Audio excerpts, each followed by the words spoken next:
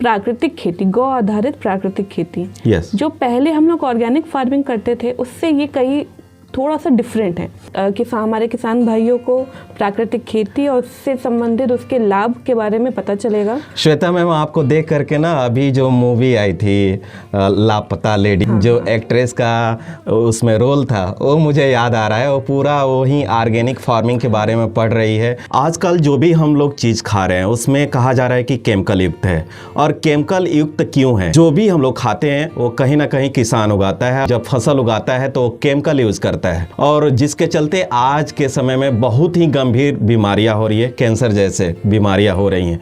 इसका क्या कारण है और इसका क्या निवारण है, इसी पर हम बात करेंगे। अभी हमारे स्टूडियो में उपस्थित हैं Shweta Srivastava ji, subject matter expert हैं कृषि डिपार्टमेंट में। मैम, हमारे स्टूडियो में आपका बहुत बहुत स्वागत है। बहुत बहुत धन्यवाद आपका, मुझे यहाँ पे आपने इनवाइट किया यहाँ पर। और मैं अपने आप को भाग्यशाली समझती हूँ कि मेरी आवाज़ और मेरे थ्रू हमारे किसान भाइयों को प्राकृतिक खेती और उससे संबंधित उसके लाभ के बारे में पता चलेगा। श्वेता मैम, आपको देख करके ना अभी जो मूवी आई थी लापता लेडी में जो एक्ट्रेस का उसमें रोल था वो मुझे याद आ रहा है। वो पूरा वही ऑर्गेनिक फार्मिंग के बारे में पढ़ रही है, और ऐसा लग रहा है कि आप ही हैं वो, और जिसमें रवि किशन अभिनीत फिल्म थी। तो अभी सबसे पहले तो ये जानना चाहेंगे कि सब लड़की जो होती हैं सोचती हैं डॉक्टर बने या अदर किसी डिपार्टमेंट में जाएं, और ये कृषि जिसमें कहा जाता है बहुत हार्ड वर्क करना पड़ता है, आपने क्यों फील्ड को? वैसे अभी आपने कहा कि सब लोग चाहते हैं कि वो डॉक्टर इंजीनियर बने। तो हम ये आपको बता दें कि हम लोग भी अपने आप को डॉक्टर ही समझते हैं, लेकिन पेड़ पौधों का। तो हम लोग एक तरह से पेड़ पौधों के ही डॉक्टर हैं, और हाँ, इंसानों की और जानवरों के तो वो बोल सकते हैं और अपनी तकलीफ़ बता सकते हैं, बट हमें ऐसा लगता है कि जो हमारे पेड़ हैं वो कुछ बोल नहीं रहे, हमारी जो ज़मीन है वो कुछ चीख नहीं रही, तो इसका मतलब ये नहीं है कि वो पीड़ित नहीं है। yes. सबसे ज़्यादा पीड़ित आज के टाइम में हमारे पेड़ और हमारी ज़मीन ही है, जिस पे हम लोग निरंतर रह रहे हैं, और हमारा पूरा जीवन ही उस पर निर्भर करता है जी। तो इसलिए हम लोग अब आज के टाइम में लड़कियां ये सोच रही हैं कि इस फील्ड में जाकर इनकी अगर मदद की जाए तो हो सकता है कि पूरे मानव कल्याण का ये एक अच्छा सा वो रहेगा हमारा। सही कहा जाता है, पृथ्वी को हम लोग माँ कहते हैं, और कहीं ना कहीं जो मातृशक्ति होती है आप लोगों में है। अगर आप लोग आगे आ रहे हैं तो बहुत कुछ बेहतर हो सकता है। और सही कह रही है, इवन देखा जाए पेड़ की इतनी कटाई हो रही है, भूमि बंजर हो रहे हैं, और ज़्यादा उत्पादन लेने के लिए किसान उसमें जहरीली जो कीटनाशक दवाएं हैं वो डाल रहे हैं। और सरकार का एक मिशन चल रहा है, national mission on natural farming. ये क्या है श्वेता मैम? इसके बारे में बता दें कि हमारे उत्तर प्रदेश सरकार एवं हमारे माननीय प्रधानमंत्री जी नरेंद्र मोदी जी ने भी 2016 से ही नेचुरल फार्मिंग के लिए कोई ना कोई स्कीम्स हमारे सरकार में लाए गए हैं। पहले हमारी चलती थी परंपरागत कृषि विकास योजना, जिसमें हम लोग ऑर्गेनिक फार्मिंग को प्रमोट करते थे। ऑर्गेनिक फार्मिंग नेचुरल फार्मिंग से थोड़ा डिफरेंट है। अब आज के टाइम में हमारे माननीय प्रधानमंत्री जी तथा हमारे माननीय मुख्यमंत्री जी ने की नई स्कीम हमारे उसमें लॉन्च की है, national mission on natural farming, मतलब प्राकृतिक खेती, गौ आधारित प्राकृतिक खेती। जो पहले हम लोग ऑर्गेनिक फार्मिंग करते थे उससे ये कई थोड़ा सा डिफरेंट है।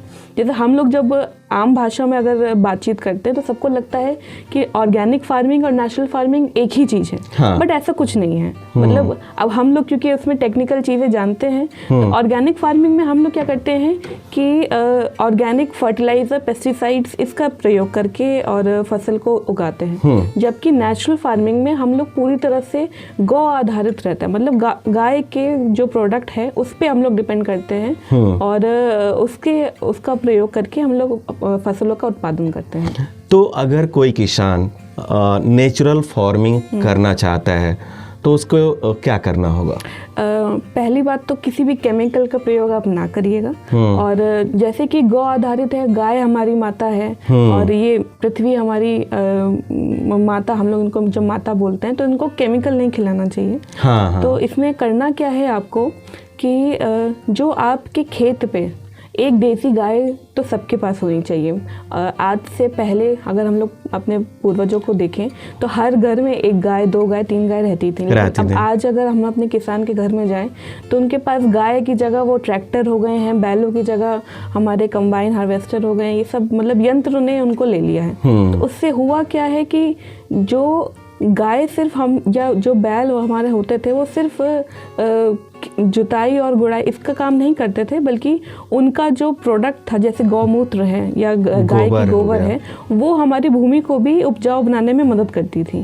तो अगर किसी भी हमारे किसान भाइयों को प्राकृतिक खेती की तरफ जाना है तो सबसे पहले वो एक अगर देसी गाय को पालेंगे तो उससे हमारा बहुत फ़ायदा रहेगा।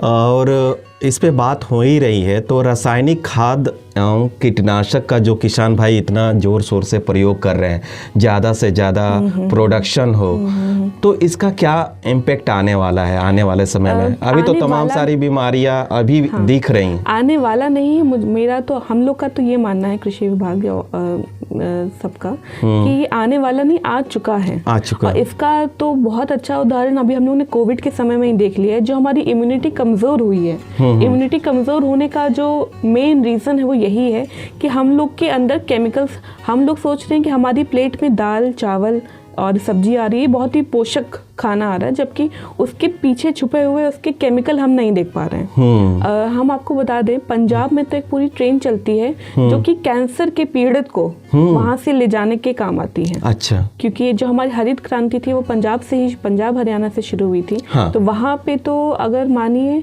तो हमें लगता है 100% जो खेती होती है वो केमिकल आधारित ही होती है। तो वहाँ तो एक पूरी ट्रेन चलती है जो वहाँ के कैंसर पीड़ित हैं उनको लेकर जाती है। हम उत्तर प्रदेश में हम लोग ये सोचते हैं कि ये नौबत यहाँ ना आए, इस कारण हम लोग ने प्राकृतिक खेती को प्रमोट करना बहुत समय पहले से शुरू कर दिया है।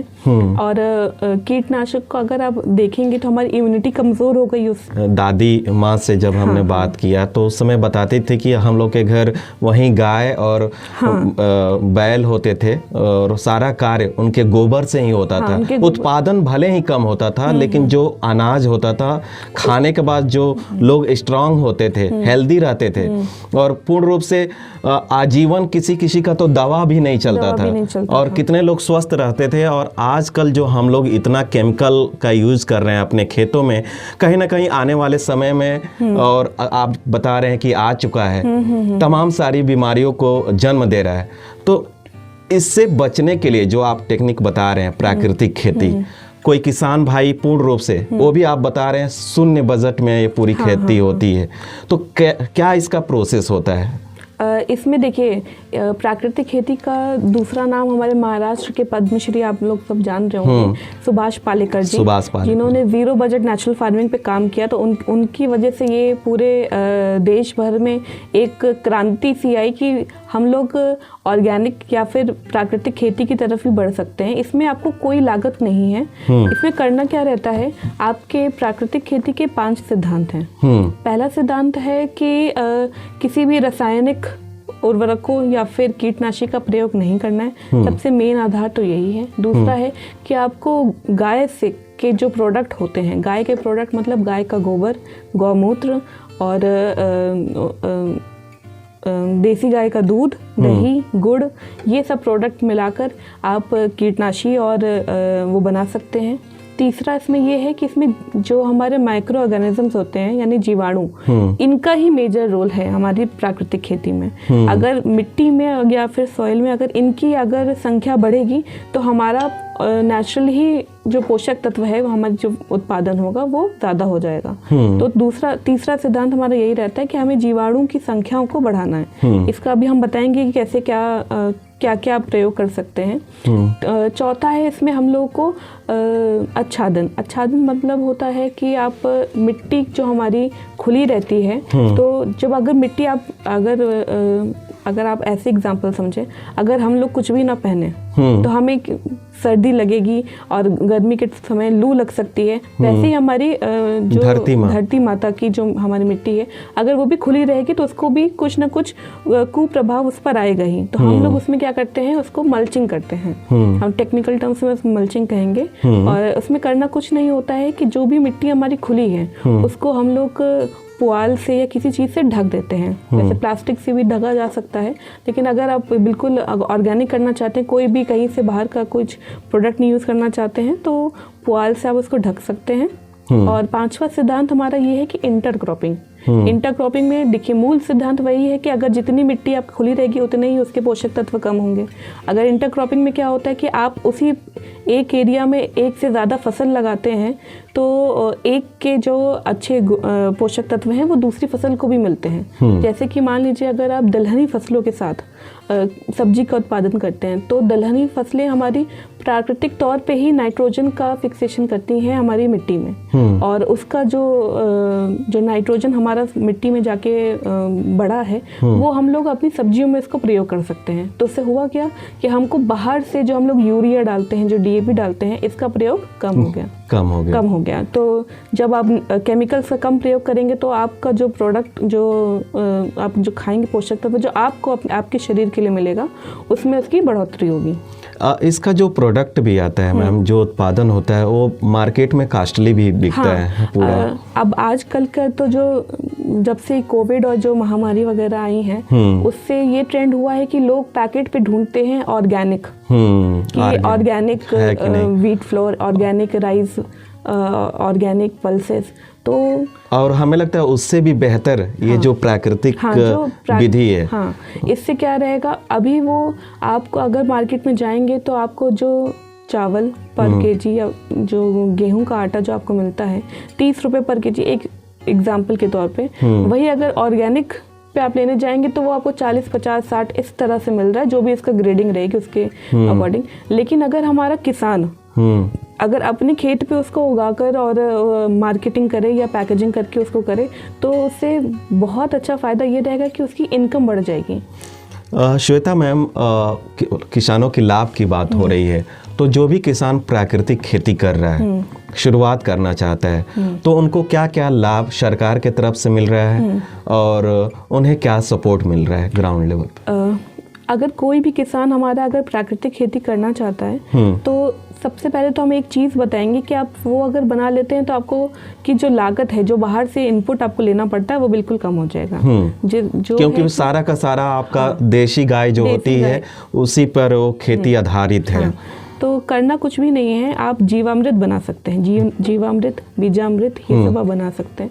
जीवामृत बनाने की विधि में आपको एक ड्रम लेना है जिसकी कैपेसिटी कम से कम 200 लीटर की हो, तो उसमें 200 लीटर पानी डालकर और 10 किलोग्राम देसी गाय का गोबर, ये ज़रूरी है कि वो देसी गाय का ही रहे, क्योंकि देसी गाय के गोबर में ज़्यादा जीवाणु होते हैं हमारे, जो अच्छे मिट्टी को क्या कहते हैं पोषक तत्व प्रोवाइड करते हैं, एज़ कम्पेयर टू जो हमारे जो बाहर विदेशी वाली गाय हैं। तो 10 किलोग्राम देसी गाय का गोबर, 10 लीटर देसी गाय का गौमूत्र, 1 किलोग्राम किसी भी दाल का बना हुआ बेसन, अच्छा, और 1 किलोग्राम अच्छी तरह सड़ा हुआ गुड़।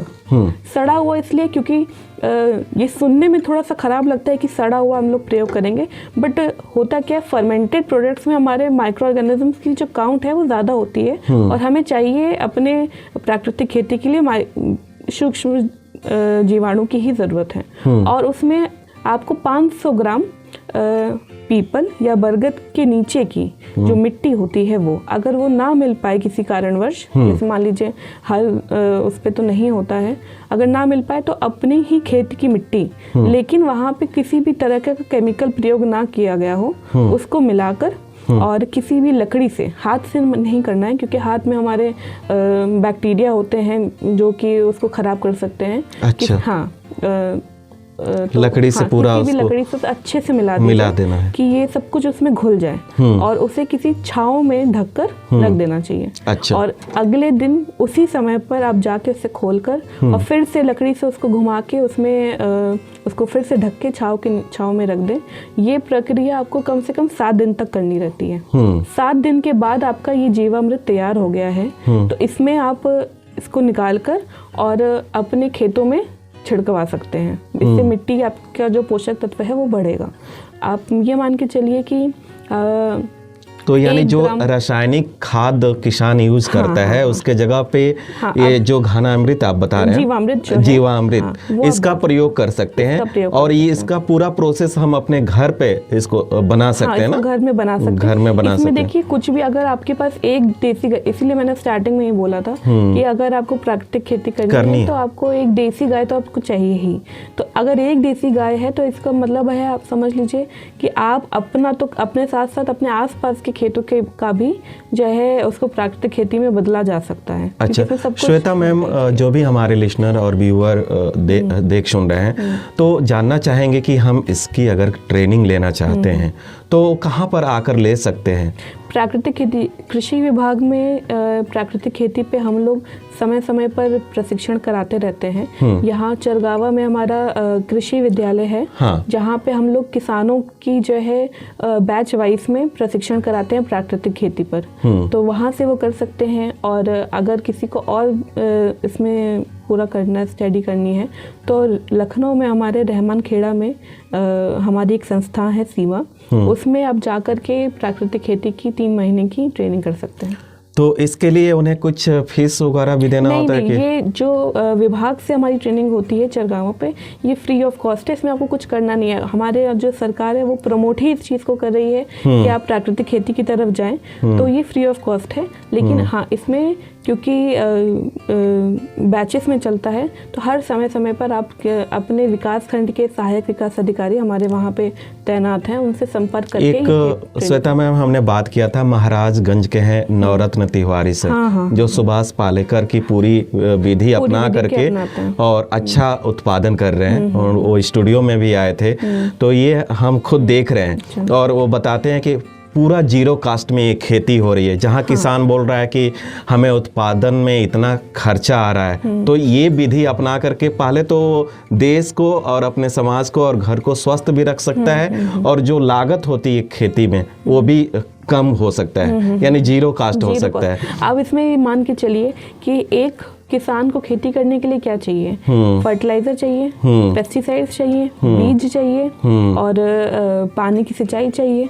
तो अगर ये जो फर्टिलाइजर, मेन कॉस्ट आपका फर्टिलाइजर और पेस्टिसाइड का ही आता है, तो जीरो बजट नेचुरल फार्मिंग में आपको कुछ बाहर से लाना ही नहीं है, सब कुछ घर का ही है। बाहर से आपका कोई भी इनपुट नहीं आ रहा है, सब कुछ आपका मतलब वो कहते हैं ना होम मेड टाइप का है। तो वो आपको ज़्यादा कॉस्ट ऑफ जो आपका आता है, कॉस्ट ऑफ इनपुट, वो आपका बिल्कुल ज़ीरो हो जाता है। श्वेता मैम, जाते जाते आपसे ये जानना चाहेंगे, अभी तो आप सब्जेक्ट मैटर एक्सपर्ट हैं कृषि डिपार्टमेंट में, आने वाले समय में होता है ना, मेरा ये ड्रीम है, मैं देश के लिए, किसानों के लिए कुछ करना चाहता हूँ, तो आप क्या एक मिशन विजन लेकर चल रहे हैं?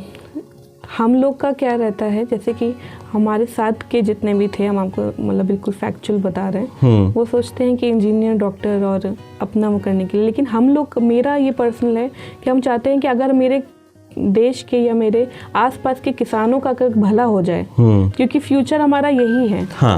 अगर एक बहुत अच्छी कोट है, ये हम उसको कोट करना चाहेंगे MS स्वामीनाथन सर की, वो सिर्फ उनकी एक कोट सुन के ही मैंने पूरा डिसीजन लिया कि मुझे मेरा करियर एग्रीकल्चर में ही चाहिए। उनका एक कोट था कि the future belongs to the grain and not the guns. तो वो गोलियों पर निर्धारित नहीं है हमारा, और अनाज पर ही है। तो अगर किसान की अगर उसमें प्रोग्रेस होती है, तो हम सोचते हैं कि उनकी ही नहीं, सिर्फ हमारी भी प्रोग्रेस हो रही है उसी फील्ड में। बिल्कुल बिल्कुल, कहा जाता है ना, अगर किसान की सेवा कर रहे हैं तो देश की सेवा कर रहे हैं, और नारा भी है जय जवान जय किसान। बहुत बहुत शुक्रिया मैम हमारे साथ जुड़ने के लिए, और हमारे लिसनर और व्यूवर को इतनी महत्वपूर्ण जानकारी देने के लिए।